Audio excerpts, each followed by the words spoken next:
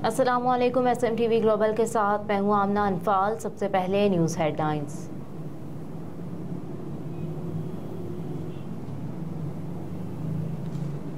SMTV global के नुमाइंदे अरशद मुल्तानी की रिपोर्ट के मुताबिक मुस्लिम लीग नून स्वीडन की तरफ से साबिक वज़ीर आला पंजाब हमजा शहबाज के पॉलिटिकल सेक्रेटरी कबीर ताज के एजाज़ में पुरवकार तकरीब सजाई गई, जिसमें खाने का भी खुसूसी एहतमाम किया गया। तकरीब में बड़ी तादाद में मुस्लिम लीग नून स्वीडन के अहदेदारों और कम्युनिटी की नुमाया शख्सियात ने शिरकत की। CEO SMTV ग्लोबल शहजादा उस्मान ताहिर, सदर मुस्लिम लीग नून स्वीडन सैयद शेख हाफिज सज्जाद, डॉक्टर आसिफ बाबर चौधरी, राना लियाकत अली चौधरी, जफर, आसिफ भट्ट, रिजवान डार, गुलाम मोहम्मद चौधरी, मसूद मिनहास, ख्वाजा मसूद, हमजा, मुबारक नवीद, अमानुल्लाह, अरशद मुल्तानी, दीगर कम्युनिटी लीगी रहनुमाओं और कारकुन भी मौजूद थे। इस मौके पर कबीर ताज ने कहा कि सदर मुस्लिम लीग नून शहबाज शरीफ, हमने पहले भी ओवरसीज पाकिस्तानियों के लिए पंजाब कमीशन गेम किया, अब भी ओवरसीज पाकिस्तानियों के लिए अच्छे इकदाम किए, पाकिस्तान को मुश्किल हालात से निकाला। कबीर ताज ने स्वीडन में मुकीम ओवरसीज पाकिस्तानियों को यकीन दिलाया कि मैं सदर मुस्लिम लीग नून शहबाज शरीफ से आपके मसाइल पर जरूर बात करूंगा। आखिर में सदर मुस्लिम लीग नून स्वीडन सैयद शेख ने तमाम दोस्तों का शुक्रिया अदा किया।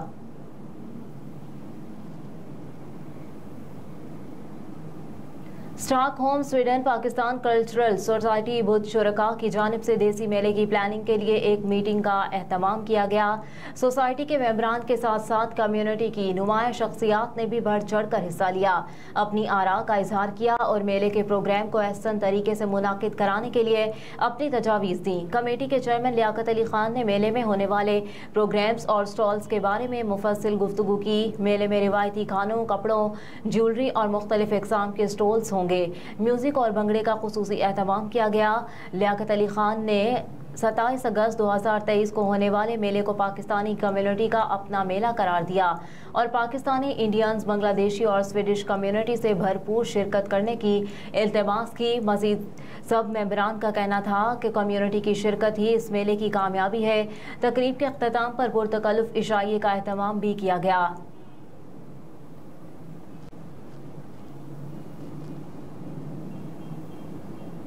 स्पीकर कौमी असम्बली के निगरान वफाकी काबीना के वुज़रा को हल्फ उठाने पर मुबारकबाद। स्पीकर कौमी असम्बली राजा परवेज अशरफ ने निगरान वफाकी काबीना के मेंबरान के लिए नेक ख्वाहिशात का इजहार करते हुए कहा कि निगरान वफाकी काबीना मुल्क में आज़ादाना और शफाफ इंतखाबात के इनेकाद के लिए अपना आइनी किरदार अहसन तरीके से अदा करेगी। कहा कि मुल्क की बका सलामती के लिए जमहूरी निज़ाम का तसलसल और जमहूरी अक़दार को फ़रोग़ ज़रूरी है। मुल्क की तामीर और तरक्की और जमहूरियत की मजबूती के लिए आज़ादाना और शफाफ इंतखाबात का इनेकाद नागुज़ीर है। निगरान वज़ीर ख़जाना की ज़ेर सदारत इजलास मुल्की मुआशी सूरत हाल का जायज़ा लिया गया। सेक्रेटरी ख़जाना और मुआशी टीम ने निगरान वज़ीर ख़जाना को मुल्की मुआशी सूरत हाल पर ब्रीफिंग दी। डॉक्टर शमशाद अख्तर को अहम मुआशी इशारियों के रुझान से आगाह किया गया, जिसके बाद निगरान वज़ीर ख़जाना ने मुआशी डिसिप्लिन यकीनी बनाने और मुआशी अदम मसावात दूर करने के लिए काम करने के अज़्म का इजहार किया। निगरान वज़ीर ख़जाना डॉक्टर शमशाद अख्तर ने कहा कि सरमायाकारी के फ़रोग़ के लिए कोशिशें तेज़ की जाएंगी।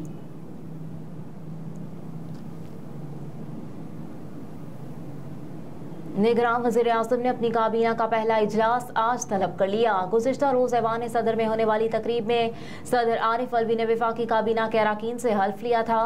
वफाकी काबीना में 16 वज़ीरों के अलावा 6 मुआवनीन खुसूसी और 3 मुशीर भी शामिल हैं। शमशाद अख्तर ने वज़ारत ख़जाना और सरफराज बुगटी ने वज़ारत दाखिला की अहम जिम्मेदारियाँ संभाल ली, जबकि जलील अब्बास जिलानी को वज़ारत ख़ारजा की अहम जिम्मेदारी मिल गई। Lieutenant general retired Anwar Ali Haider को वज़ीर दिफा, गोहर एजाज को वज़ीर तिजारत, डॉक्टर नदीम जान को वज़ीर सेहत और अनीक अहमद को मजहबी उमूर का वज़ीर बनाया गया, जबकि मुर्तज़ा सोलंकी को वज़ीर इत्तलात मुकर्रर कर दिया गया। मुसव्वर अदाकार जमाल शाह को सकाफत और अहमद इरफान को कानून का कलमदान सौंप दिया गया, जबकि सरफराज बुगटी के पास इंसदाद मनशियात और समंदर पार पाकिस्तानियों की वजारत भी होगी।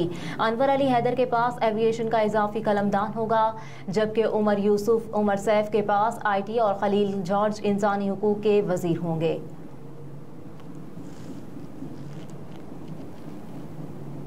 निगरान वज़ीर आला बलूचिस्तान के लिए अली मर्दान डोमकी के नाम पर इत्तफाक हो गया। ज़राए का बताना है कि अली मर्दान डोमकी के नाम पर इत्तफाक हुकूमत और अपोजिशन की पार्लिमानी कमेटी के दरमियान हुआ।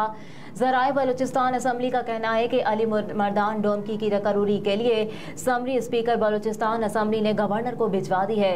दूसरी जानिब ज़राए गवर्नर हाउस ने भी अली मर्दान डोमकी की बतौर निगरान वज़ीर आला तकर्री की समरी मौसूल होने की तस्दीक कर दी।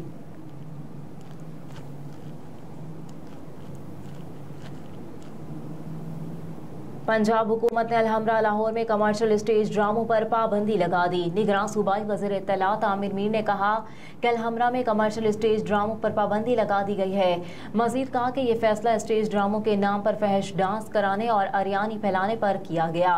निगरान सूबाई वज़ीर इत्तलात आमिर मीर के मुताबिक अरियानी फैलाने वाली डांसर्स के खिलाफ FIR भी दर्ज कराई गई हैं। हुदूद क़यूद के अंदर रहते हुए अलहमरा कल्चरल कॉम्प्लेक्स में कमर्शियल ड्रामे जारी रहेंगे।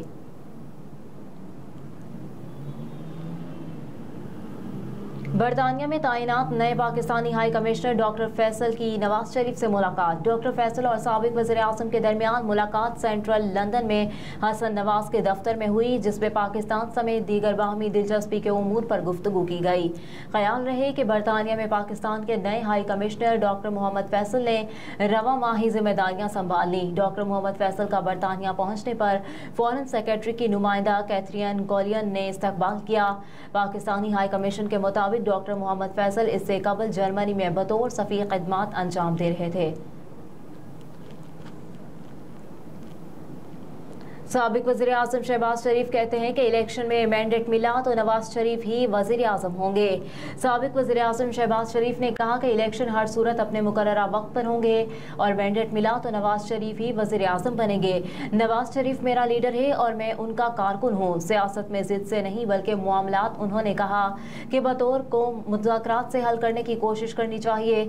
वज़ीर आज़म सबसे बड़ी कामयाबी थी कि मुल्क को डिफ़ॉल्ट से बचाया।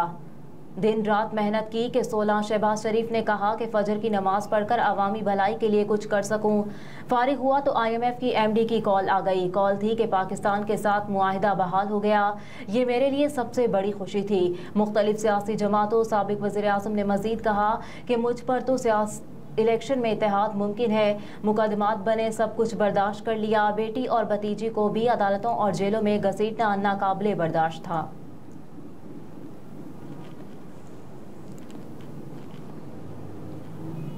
मरियम नवाज और राहत चीमा की जमानत मनसूखी की नैब की दरख्वास्त ने समाअत के लिए मुकर्रर।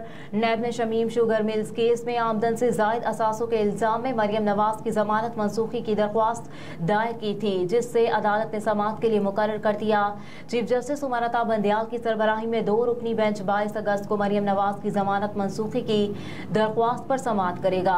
चीफ जस्टिस पाकिस्तान के साथ बेंच में जस्टिस अतर मैनुल्लाह शामिल है।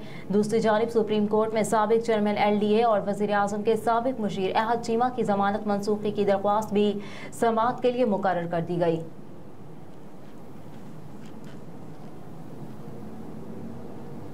यूक्रेन ने मॉस्को के बिजनेस हब पर ड्रोन हमले किए। रूस का इल्जाम। गैर मुल्की मीडिया के मुताबिक रूसी हुकाम का कहना है कि यूक्रेन ने मॉस्को के वस्ती इलाके में एक बिल्डिंग को निशाना बनाया, जिसमें बिल्डिंग पर ड्रोन हमला किया गया, जिसके धमाके की आवाज़ दूर दूर तक सुनी गई। रूसी हुकाम के मुताबिक यूक्रेन ने मॉस्को के बिजनेस डिस्ट्रिक्ट को निशाना बनाया, तहम एयर डिफेंस ने यूक्रेनी ड्रोन को तबाह कर दिया, जिसका मलबा एक्सपो सेंटर पर गिरा।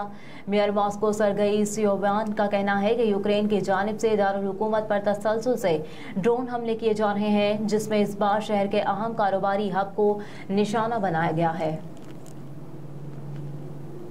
हेडलाइंस आपने जानी। न्यूज़ स्टूडियो से फिलवक्त इतना ही। आप देखते रहिए SMTV ग्लोबल।